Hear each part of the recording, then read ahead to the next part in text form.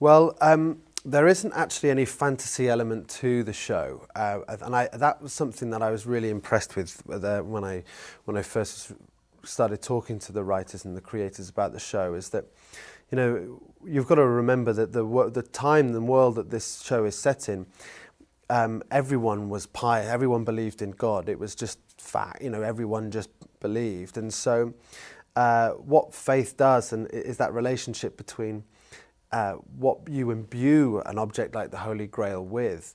And the Grail acts more as a metaphor in our show, in which power kind of pivots around. And lots of people imbue this piece of pottery with their own wants and needs and their own hungers for political or social or personal gain.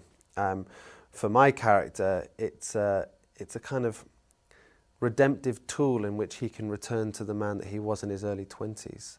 And he kind of goes on a hunt to try and find it, to return to that man. But what happens is that the closer he gets to it, the further he gets away from the person that he thinks he is, and he questions everything. And it's an interesting place to make a show. And to answer your question about the relevance of that, I feel like that's something that will always be the case. Religion will always be manipulated by those in power for their own gains, and I think we see it today, you know, as much as we did back in the medieval period.